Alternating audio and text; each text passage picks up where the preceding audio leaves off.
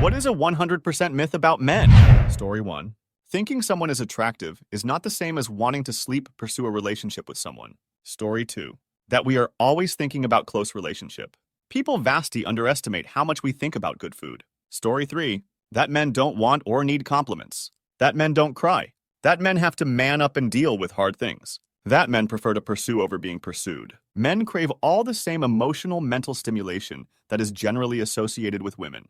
Society just tells us we shouldn't want or need them. Story 4. I absolutely do not think about close relationship every 6 seconds. I assure you that when I'm stuck in traffic, my train of thought isn't, oh wow, this sucks. I wish we'd move big titties. Is there even an accident up ahead? Story 5. Turning down close relationship with a woman doesn't mean we're boy. I've had multiple girlfriends and my ex-wife accuse me because, and I can't stress this enough, that I didn't want to bang when they did. Like, where the fudge does that behavior come from? I just worked 14 hours, I want to eat and go to bed. Story 6. We are not always ready for close relationship. Sometimes we don't want it at all. We are tired or have things on our minds or are just not in the mood. And even where we do want it, we want the lead up to be alluring and seductive too. Just grabbing our junk and immediately expecting a stiffy and a race to pull off clothes is only sometimes a thing. Take your time and make sure we feel part of it rather than just something to be used when wanted. Story 7. It's a myth that we all love our bodies and how we look. We also feel fat or ugly and inadequate compared to an unrealistic beauty standard. Story 8. That we're the messy partners. My wife is a creative slob and it's me picking up after her constantly. Story 9. That we're always ready to fudge. If a man declines an offer of close relationship from a woman, it doesn't necessarily mean he's boy or impotent, or that he finds you repulsive. And frankly, he doesn't owe any more of a justification than a woman who declines close relationship. Story 10. That we talk about close relationship all the time. Maybe it's just my friend group, but we very rarely make close relationship innuendos or talk about that sort of stuff. My female work colleagues, though, it's constant. I don't mind it. It doesn't offend me or make me feel weird or uncomfortable or anything, but it just feels like a funny flip of a common trope. Story 11. That we prefer skinny girls. A great many of us don't. Whatever your body type, there are men out there who adore it. Curvy, lumpy, morbidly obese, amputee, vitiligo, one leg longer than the other, giant butt, no butt. It truly doesn't matter. I've met at least one guy who prefers each of those things. Yeah, seriously. And I don't even know that many guys. Story 12. That we suppress emotions because men aren't supposed to be vulnerable. It's more than likely we did open up at one point, and someone used it to hurt us. Story 13. That a simple hello or smile or striking up a conversation means we are flirting, trying to get with them. So here we are on a line together or next to each other at a bar or club, and because you are a woman and I am a man, and I make a comment like I would say or make to anybody, male or female, means I'm trying to get with you. Story 14. It's not 100%, but vastly overstated. Men don't just want close relationship. Men want connection. They want love. They want a partner and dive deep into relationships. Unfortunately, the idea of masculinity makes us think of those as weaknesses, and men tend to put on fronts to avoid that. Story 15. We aren't instantly hard when you take off our pants for close relationship. We like foreplay too. Edit. A lot of speak for yourself comments. Maybe I'm just desensitized or part of being 33. Story 16. That we know what we're doing. And it gets worse with age. People turn to me, older white guy, in times of crisis like I know what to do. Nope. Story 17. That men tell every detail of their close relationship escapades to friends. Among my friend group, we will usually acknowledge the fact that something has transpired, but won't go any deeper than that unless it was something especially unusual. Women, on the other hand, will often know every single detail of what a friend's partner, hookup, etc. is like in bed. Story 18. One time I was in a chat room and a woman declared that men think about close relationship every 6 seconds. I said, no, we don't. And this woman had the audacity to say, yes, you do, like she was an expert on all of us. Story 19. That we're all competitive. I don't give two about who makes more than me, who has a bigger banana, who wins at pool, who can dunk better, etc. It's boring to me. Story 20. We actually don't get turned on when you slap boiled cabbage across your bosoms repeatedly while making full eye contact and singing show tunes. I mean, not all of us. Story 21. Contrary to what dudes on the internet would make you think, some of us are healthy, well-adjusted people with normal lives and friends. Story 22. About close relationship. We are portrayed as close relationship crazed, and it makes actual intimacy hard sometimes. People I've been interested in or dated have been very close relationship in the beginning of the relationship, and I can't help but feel like they feel like it's what I want. Sometimes I'm not texting back because I'm busy riding my motorcycle, hanging with friends, or slaying hordes of Covies in Halo Firefight.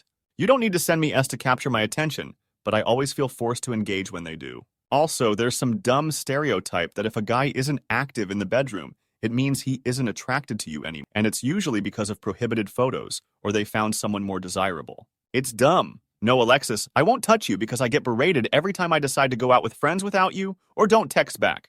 And I won't tell you because you'll make it about you. I'm not cheating, and I'd rather not sleep with someone causing me immense amounts of stress. Story 23. All men know how to fix every single problem with a car. I can change a flat, but that is it. If my engine is pinging and dinging, I have no idea if my engine is about to explode or if it's just a loose screw. Story 24. That we don't cry, we do, ladies, if your man opens up to you about how he is dealing with life intellectually, and he cries and your thought is that it gives you the ick just ended, because clearly you're not mature to be in a real relationship. Story 25. Just because we try to talk to women doesn't mean we are trying to close relationship. Sometimes we just like talking to anybody. Story 26. I bet you guys tell your friend all the details about what you get up to in the bedroom. In my experience, it's way more taboo among guys to tell any actual details of what happened. Meanwhile, girls I'm friends with will gleefully tell me exactly how big the guy was, what positions they did, how long he lasted, any incidents which occurred in the process, the works. Story 27. That men are simple creatures. It's actually just the observable output of an insanely deep and complicated process. Let me describe it with a random scenario inside an average man's head. While driving home from worko, did I finish the work fast enough? Did my boss even notice? Wait, was it properly done? Oh no, I need this promotion. Do I even earn enough? Can I afford the new car for my wife? Is my wife even happy? She links me so many reels of traveling influencers. I need to book a trip for the family, but where to go?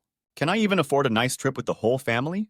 What about the new laptop for my daughter? Did I finish building the new wardrobe for my son? I have to check the oil. How long will this car last? Does my car look old? Is my family ashamed of my earnings? I'm seeing many strange people walking over my street. Is our neighborhood still safe? Do we have guns at home? Should I move my daughter's room upstairs for more safety? I need to change the locks for safer ones. Wait, how many hours I even worked this week? Should I drive back to work? Maybe I should talk to my boss. My coworker just got divorced last month. Wasn't he successful? He does the same job as I do. Did I spend enough time with my children this week? When did I met my friends last time? Am I still considered as a friend? What should I do next? What needs improvement? I'm not crying. I'm not depressed. Turn back. No one should see you like that. Hold it together. Hold it together. I'm gonna draw emoji faces on my pancakes with chocolate sauce. That's so hilarious. Story 28. A man cannot be forced close relationship by women. I have been forced bullied into close relationship by women since Elle was a teenager. It is sad when Elle tell people this because Elle am big guy and they say, but you are huge, or how did she force you? She is 100 pounds. I just keep it to myself because women will criticize you viciously. Story 29. That we have a special third nipple that produces honey. It's utterly ridiculous and clearly an attempt by sick individuals to make us look like freaks. It only produces wax. Story 30. Most men are worse communicators than women. Instead of men often communicate differently than women, and both styles have their strengths and weaknesses. Story 31. That when we get dumped, we head straight to a strip bar with our friends. Every movie, every single time. Drives me nuts. Story 32. That close relationship for men is just a means to get off. Close relationship is a means by which men in a loving relationship feel validated. Story 33. Not all of us are cheaters or bad people. Your experience with a bad person doesn't mean fudge all men or all men are the same. Story 34. A real man can take it. As in, any insult, comment, or behavior should just be water off a duck's back. No, sorry. You are responsible for what you say and do, no matter what you think my gender role is. Being kind don't cost much. Story 35. Blue balls are not dangerous.